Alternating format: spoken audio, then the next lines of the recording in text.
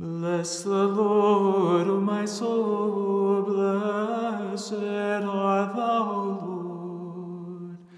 Bless the Lord, O my soul, and all that is within me, bless his holy name. Saturday morning, I attended the Docton Water District meeting down in our village. As I walked in, I saw lots of people there that had already been seated in the chairs, and I chose to sit down in a chair in the front row. There was really no other place available. And as I looked around to greet people, no one looked at me. Not one person even glanced at me. It was like I was invisible. I have to tell you, it's hard to be invisible when you dress like this. But I was invisible to these people. And it made me feel rather uncomfortable. So, as the chair of the board was giving his introductory speech, he ended it by saying that he was pleased, that all of them were pleased to see such a good turnout from the community. And at that point I said, just for clarification, I am a hologram. And everybody laughed. I did that because that was a way to break the ice with these people. I often use humor when I'm out and about and sensing that people are tense or don't know what to do with me. They're afraid. Maybe they're afraid of God's judgment. I don't know. Who knows? But regardless, we live in an age where religion, to say nothing of Christianity, has pretty much been cut out of our daily interactions as a society.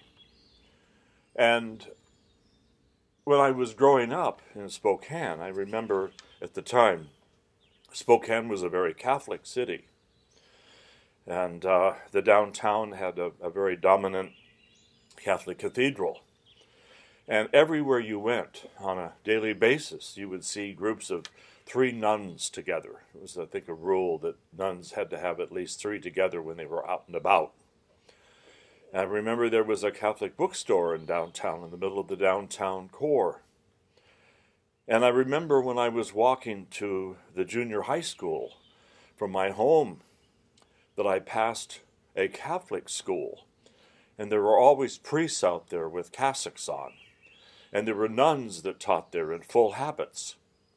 So it was hard not to know that that was a Catholic city.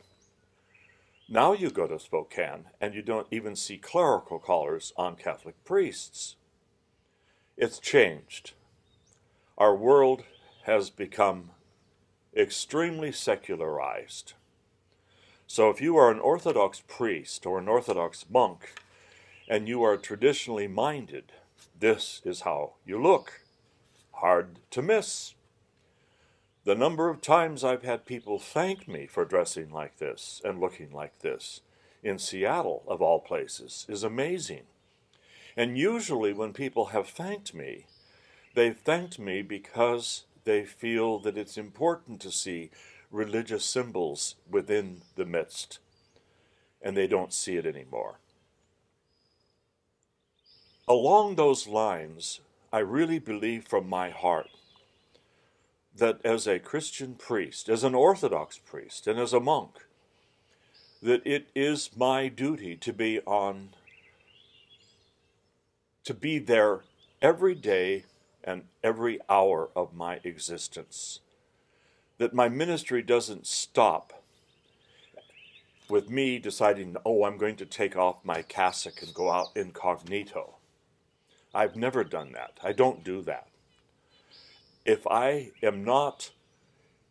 it isn't proper for me to be at a certain place in my cassock, it's improper for me to be there, period, and I don't go. So this is something that I have done right from the beginning. I always make sure that I am dressed as a monk, wherever I am. But as I'm doing that, I also have to remember that just because I'm an Orthodox monk doesn't mean that I am somehow this aloof saintly man who stays apart from my brethren in the community. Humor is really an important part of my life. I grew up with a dad who was quite humorous. My dad, the golf pro, who used to embarrass the heck out of me as a kid because he was always joking and smiling and patting people on the back. And I remember when I turned 50, I looked in the mirror and I said, oh my gosh, I've turned into Dad. But I think the most important part of that, of what God in his divine providence ordered be my father, was that I be this same kind of father to the community out there. When I first moved our monastery to Vashon Island back in 1988, I didn't know it at the time, but Vashon Island, as the Catholic priest on the island told me recently, has about 97.6% of its population are not churchgoers. Not churchgoers. For a population of about 12 to 15,000 on an island the size of Manhattan, New York, that is pretty sad.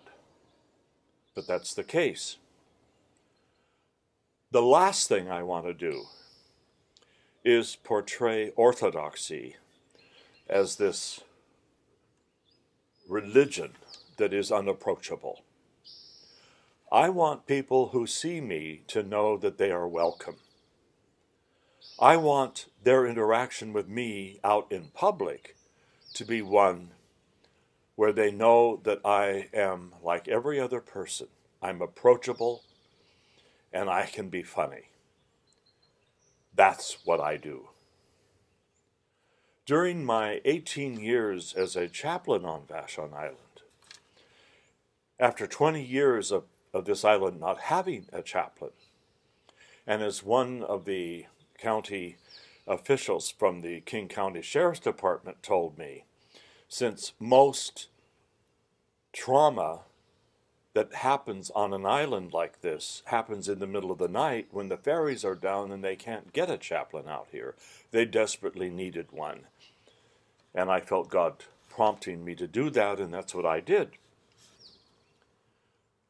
But as a chaplain, part of my duty was to be that father in the midst, not someone who's moving in on somebody who's in grief or loss and saying, oh, let me pray for you, because chaplains don't do that.